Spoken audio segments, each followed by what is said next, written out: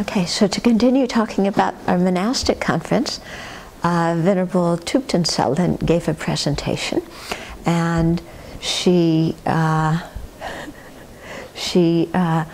talked from her own experience. It was really quite heartfelt, because now she is living in her own flat.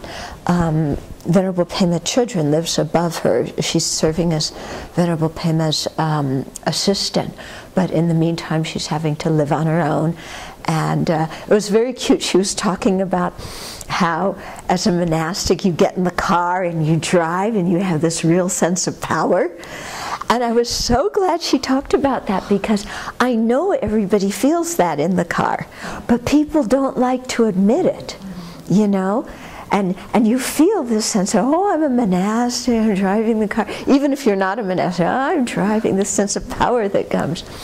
So she talked about that, and then just how, you know, having to go shopping for food, having to take care of all the daily things, and now with her health problems, having to do many different kinds of things for that. And so it was making a lot of doubts come in her mind in terms of how she was keeping the ordination, you know, because she said that she feels like she's becoming very bourgeois. And, you know, she lived many years in Ladakh, where they have hardly anything, the nuns have hardly anything. And then she comes here, and she has a car and her own kitchen, and she can go to the store and get whatever she wants, and a comfy bed, and it just feels all terribly bourgeois. And she's wondering how, you know, is she living the monastic life of simplicity? And then especially when she needed extra things because of her health.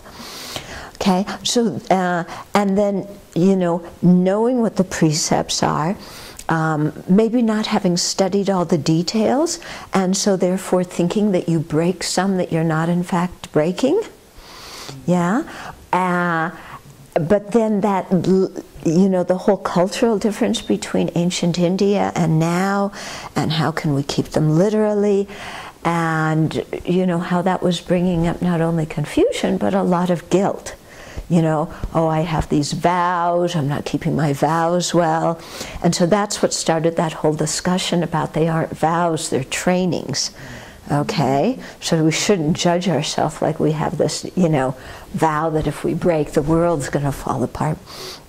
But also, we started talking about guilt, and how so easily as Westerners we fall into guilt, and then we beat ourselves up, and how terribly unhelpful that is for the spiritual path. Whereas, first of all, if we recognize that within the pratimoksha, we are expected to make mistakes. Now, of course, if you make a severe mistake and you commit a parajika or a defeat, you're expelled permanently from the Sangha. But all the other offenses are things that we can be rehabilitated for, and all the methods of those are spelled out. And why are they spelled out? Because the Buddha assumed that we would make mistakes and break them, and we would need to be able to learn how to correct them, you know. And so that it's why it's so important to really see these as trainings and things that we learn from, and to get over this horrible guilt and self-judgment that we so often fall into. Okay? And so really differentiating, you know, the meaning of guilt from the meaning of regret. Yeah, and having regret when we really seriously made a mistake, but not feeling guilty, which is involved with self-centered about it. And another point I think that is very important is really learning about the precepts. The precept about not bathing more than twice a month came up. And one of the Theravada nuns said, well, that applies only to if you're living in the Ganges Valley. And outside of the Ganges Valley, it's okay. And I asked Bhikkhu Bodhi about it. I said, what was the story behind that? Because we don't have all of this translated from the Dharmagupta material. And he didn't know at that point, but, you know, said that just in general, our bathing more than twice a month is not something that needs really to be confessed. The precept came about because King Bimbisara wanted to bathe, and all the monks were in the pool bathing, and he couldn't go bathing because they were there. Okay, so it made me see that lots of times, you know, we may think we have broken something, but maybe we haven't. So it's really important to know the exceptions, you know, to the precepts, and then also, as we've talked many times about, really seeing what the purpose of the precept is, and have we violated the purpose or not violated the purpose? Okay. Because that's something, I think that's really quite important. And so the group, you know, it led to a lot of discussion about, you know, people as monastics living on their own and how much more difficult it is for them. But at the go-around, at the end of the conference, many of the senior monastics who live in communities actually expressed well, it was a mixture of things. One is their sadness, seeing many of the juniors out on their own without the support, either financial or from their teacher or from a community, and without the education, and so not knowing how to keep the precepts.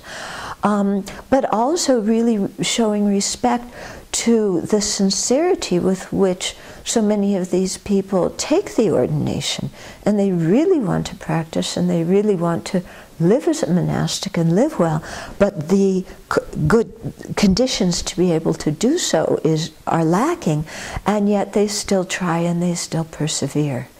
And so I think those who are in that situation, of course, really, you know, appreciated the support. But, you know, it is a difficult situation in the West for people. And I think for the Sangha to really become a force in the West and to be acknowledged, there has to be a community. Because one person alone doesn't draw support, and one person alone can't, you know, organize teachings and help the lay people that much. You know, you need a group of people who are really working together to make all of that happen. Okay, but her presentation was very sweet and very heartfelt, and you know, she shared a lot of her questions with us that she's having, and I think she got a lot of answers to those questions. Sure, good.